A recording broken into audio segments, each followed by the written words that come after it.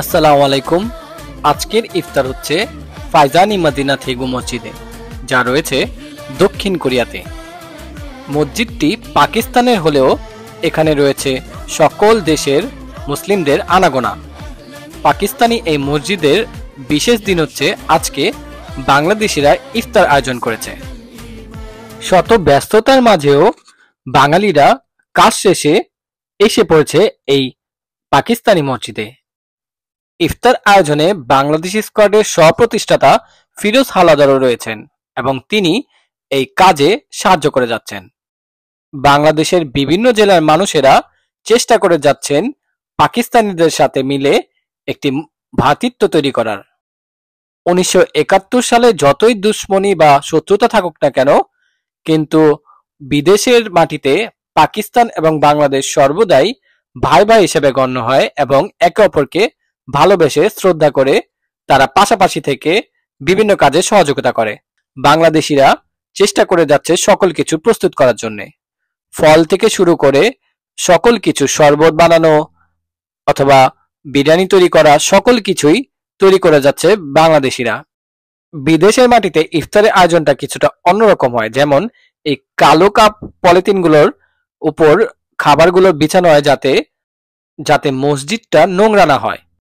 যেহেতু বিদেশের মাটিতে মসজিদগুলোতে পরিষ্কার পরিচ্ছন্নতা সবার আগে নিশ্চিত করে, তাই এখন থেকেই সবাই প্রস্তুত হয়ে যাচ্ছে খাবার যাতে নোংরা না হয় এবং ইফতারের বেঁচে যাওয়া খাবারে যাতে মসজিদ নোংরা না হয় সেদিকেও খেয়াল রাখছে সবাই। পাকিস্তানি মসজিদে বাংলাদেশরা খুবই আন্তরিকভাবে কাজ করে যাচ্ছে। পৃথিবীর সকল দেশের মুসলমানরা যদি একসাথে মিলে কাজ করে তাহলে ভ্রাতৃত্বতা বজায় থাকবে এবং সুখ ও শান্তি সমৃদ্ধি ফিরে আসবে এই পৃথিবীতে।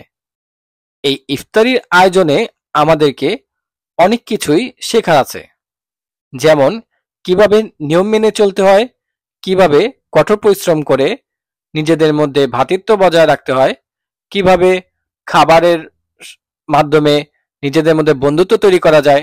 যেমন এখানে প্রতিটা খাবারই 3 থেকে 4 জনের মধ্যে ভাগ করে দেওয়া হয়, যাতে করে তারা সেই খাবারের সাথে সাথে নিজেদের মধ্যে একটা সম্পর্ক তৈরি করতে পারে। মসজিদ শুধু নামাজের জায়গায় নয়, এখানে ভ্রাতৃত্ব তৈরি হয়, বন্ধুত্ব তৈরি হয় এবং বিপদে আপদে সবাই একে অপরের কাছে এগিয়ে আসে একে অপরকে সাহায্য করার জন্য। যেহেতু বাংলাদেশের বাইরে অন্যান্য জেলার মানুষ বা দেশের অন্যান্য মানুষের সাথে দেখা হওয়ার সুযোগ খুবই অল্প, তাই এই মসজিদটাই আমাদের কেন্দ্র হিসেবে বিবেচিত হয় এবং এই মসজিদে এসেই সবাই একে অপরের সাথে দেখাশোনা করতে পারে, সাক্ষাৎ করতে পারে এবং রোজাদারদের যাতে কষ্ট না হয় সেই জন্য তারা কষ্ট করে যাচ্ছে এবং সৃষ্টিকর্তা যাতে তাদের এই কষ্ট কবুল করে নেয়। আমিন।